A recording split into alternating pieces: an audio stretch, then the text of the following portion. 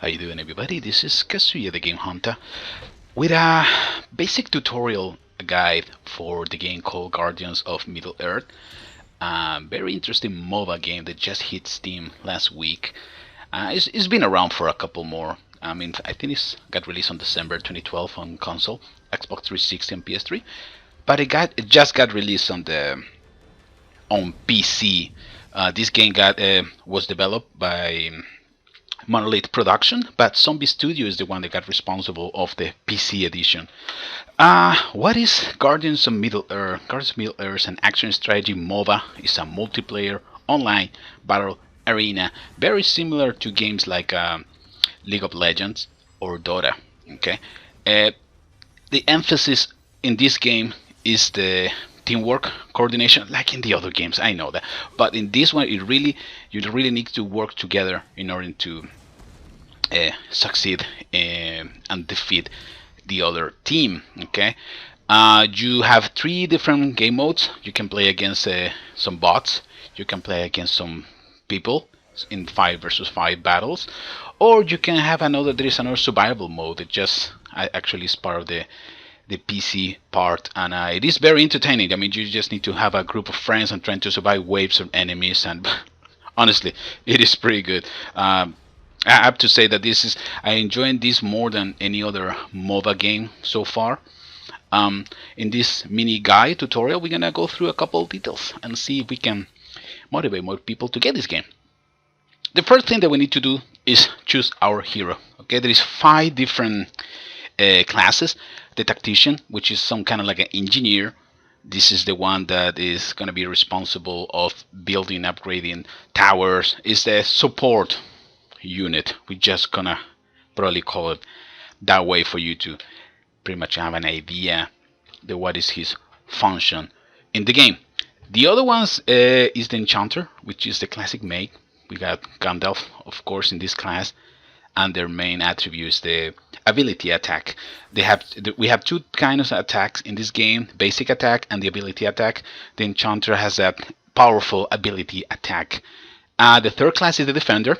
Defender has a power defense, and the whole idea is to support the other troops, the other characters, to succeed on the battlefield. The next one is the Striker. This is pretty interesting. The defense in these characters are very low, but they can make a lot of damage. Okay, so it is like a sneaky class, like an assassin, that kind of thing. And the last one is the most classic, more probably common, the Warrior, which can be applied to any different functions of the game, depending on what you want to do. Every class has some different challenges. Characters have different challenges they can accomplish. You get some gold. With gold, you can buy potions and all kind of stuff. We're gonna go through the equipment right now to give you an idea. This is very entertaining and very simple. We have 2 belts. You can have only 1 belt at a time. In the belt, you can put some gems or you can put some relics. Okay, the gems only use 1 space in your belt. The relics 4, so you need to be very careful how you're gonna play this. Okay, we have different gems for attack, defense, stamina, hardiness in this case, which is increase your health, health regeneration. They have some other gems for the abilities, like in this case. We have some utilities gems that are also gonna increase some other aspect of your character. And the relics use some different, you see the number of slots they can use in your belt. That's why it's important for you to find a balance. And you see this one is using 4. I got that one, I don't remember what is that.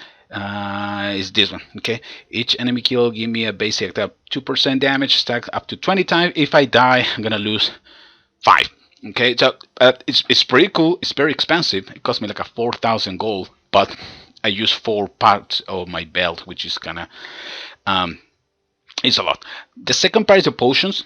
The potion is something that you can use during the game. Also, you can carry those. You can have 4 at a time, and they also increase your abilities, attack, defense, or fitness, or all those kind of things, abilities too. And the command is another one, which is like a very special ability you can use, and the cooldown in this one is kind of big. It's very long, So you need to be careful and choose wisely about which commands you can do. For example, in this one, it's gonna create a special armor, 70% more armor in my character. And once that you use that one, uh, the cooldown is going to be very, very long. So try to use it at the right time. Like at this one, amplify the damage of my abilities. So like I said, it is the degree of customization is very, very high. Now we're going to go to take a look to the striker. Striker, you see they have 4 basic ability. One is the passive, and the other ones are assigned to the Q, W, E, and R keys on your keyboard, or depending if you play with your controller. The first one is the passive. The other 3 are basically the ones that you can use during the game. The 4th one that is actually right now in black is because I need to level up, I think until level 5 before be able to access that special power. And the hub is very simple. You see the health bar, the green one, the XP bars. Also, if you level up, I have the option to increase up to 4 times actually each ability. The level cap of every hero is 14. So depending on how you actually manage your character, you can, every time that you level up, you can actually assign points to different abilities depending on which one you use the most or the one more required on the battlefield.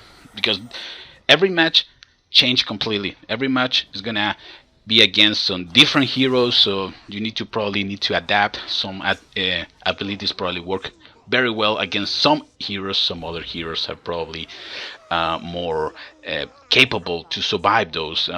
So, like I say, it's very important to get to know your character, get to know all those little things.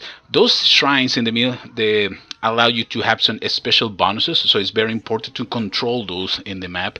Like this one, I got more resistant against damage. Okay, now let's go back to the base. This is the base. You have some different towers that you can upgrade depending on your level cap.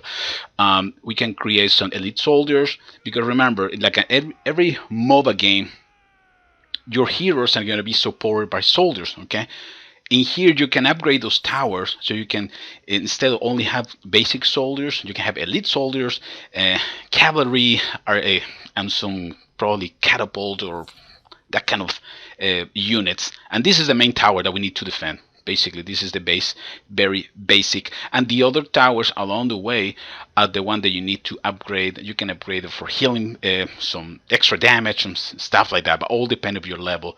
Now we're going to take a look to the defender, which is another class.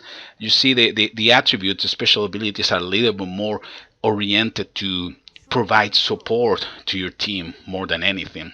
Okay.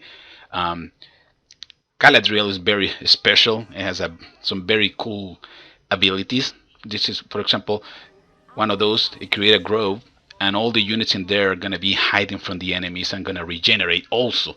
If I apply the same ability against the enemy, I'm going to actually make more damage.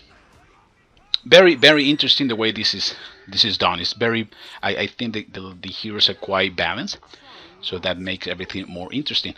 I probably, you guys noticed that little arrow in front of Galadriel.